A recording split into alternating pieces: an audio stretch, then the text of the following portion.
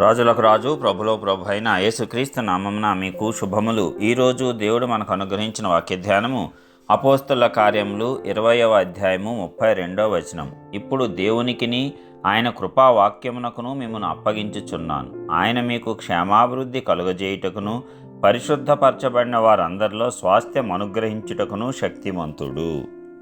ప్రియులారా, ఈ వాక్య ధ్యానమును మనం పరిశీలించినప్పుడు పౌలు భక్తుడు ఎఫెసు అనేటువంటి సంఘం యొక్క పెద్దలను పిలిపించి వారు తన యొద్దకు వచ్చినప్పుడు పలుకుచున్నటువంటి సందర్భం. అయితే దీనిలో కేవలం ఒక సంఘానికని కాదు, సార్వత్రిక సంఘాలన్నిటికీ కూడా దేవుని వాక్యము మరి పనిచేస్తుంది అన్న సంగతి మనకు తెలిసిందే. కాబట్టి దేవునికిని ఆయన కృపావాక్యమునకును మనల్ని మనం అప్పగించుకోవాలి. అప్పుడు మనకు ఆయన క్షేమాభివృద్ధి కలుగజేస్తాడు. మరి ఆ రీతిగా మనలను మనం కృపావాక్యానికి దేవునికి అప్పగించుకుంటే ఆయన పరిశుద్ధత ద్వారా మనము పరిశుద్ధపరచబడతాము.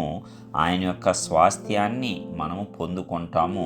ఆయన అందరికీ తన స్వాస్థ్యాన్ని ఇవ్వటానికి, అందరినీ పరిశుద్ధపరచటానికి కూడా ఎల్లప్పుడూ శక్తివంతుడై ఉన్నాడు. కాబట్టి అంత శక్తివంతుడైనటువంటి దేవుని యొక్క రాజ్యమును, నీతిని మనం ఎల్లప్పుడూ వెతికేటట్లు ముందుకు సాగిపోవాలి. మరి మనకైతే ఆయన ఇచ్చింది అత్యంత కృపను అనుగ్రహించాడు. వాక్యం ద్వారా ఆయన కృపను మనకు బయలుపరుస్తూ ఉన్నాడు. కాబట్టి ముందు దేవుడిని, ఆయన యొక్క కృపను మనము గమనించుకొని ఆ కృప యొక్క శక్తి ఎలాంటిదో మనము తెలుసుకుంటే మనము నిశ్చింతగా ముందుకు సాగిపోతాం. ఏ భయము, ఏ చింత, ఏ కష్టము, ఏ బాధ ఈ లోకంలో నిన్ను ఇబ్బంది పెట్టదు. నీవు వాటి మీద దృష్టి సారించవు. అవి వచ్చినా సరే ఇది నా మహిమ కోసం వచ్చింది, దీని నుంచి దేవుడు అత్యద్భుతంగా నన్ను విడిపిస్తాడు అనేటువంటి గొప్ప మనస్సాక్షిని నీవు కలిగి ఉంటావు. అందుకే ఆయన కృపను ప్రతిరోజు నీవు జ్ఞాపకం చేసుకోవాలంట.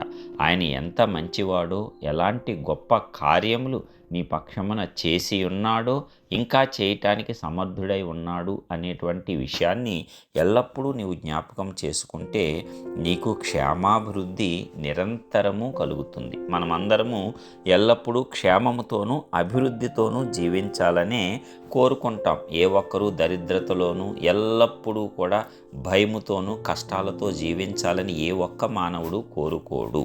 అయితే దేవుడు కూడా మనకు క్షేమాభివృద్ధిని ఇవ్వటానికి సిద్ధంగా ఉన్నాడు. మరి మనం ఆయన కృపను అనుసరించి నడుచుకొని ఆ వాక్యానుసారం గనక ముందుకు సాగిపోయినట్లయితే దేవుడు మనలను ఆ వాక్యానికి మరి బద్ధులను చేసి ఉన్నాడు. కాబట్టి వాక్య ప్రకారం మనలను దీవిస్తాడు. ఆ వాక్యం యొక్క శక్తిని మన యొక్క అంతరంగంలో, హృదయంలో నింపుకున్నట్లయితే మన ఆత్మ బలపడుతుంది.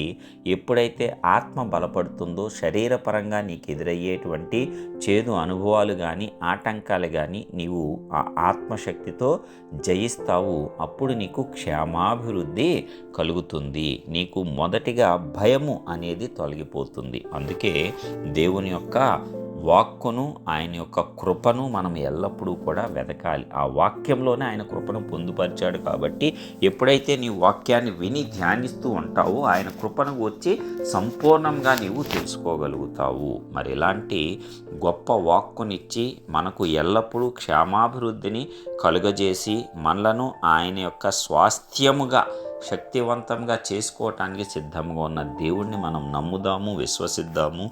ఆయన యొక్క మార్గంలలోనే మనము ముందుకు సాగిపోదాం. ప్రార్థిద్దాం.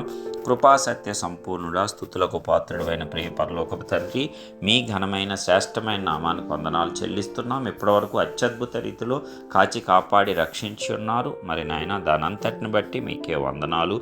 మీరు చూపిస్తున్నటువంటి కృపను బట్టి, కృప యొక్క ఐశ్వర్యమును బట్టి మీకే వందనాలు. అత్యధికమైన కృపను చూపించే దేవుడవు. మరి నాయన, నిన్ను గనక మేము అనుసరిస్తే ఆ కృపలో మేము పాలిభాగస్థులము అయ్యి మరి ముందుకు సాగి క్షేమాభివృద్ధికరమైన జీవితాలను జీవించి నీ యొక్క స్వాస్థ్యముగా మేము ఎంచబడతాము. కాబట్టి ఇట్టి గొప్ప కృపను, ధన్యతను ఏమాత్రము మేము నిర్లక్ష్యం చేయకుండా, పోగొట్టుకోకుండా ముందుకు సాగేటట్లు సహాయం దయచేసి నీ ఆత్మ శక్తితో మమ్మల్ని నింపి బలపరిచి గొప్ప కార్యాలు చేయనట్లు సహాయం చేయండి.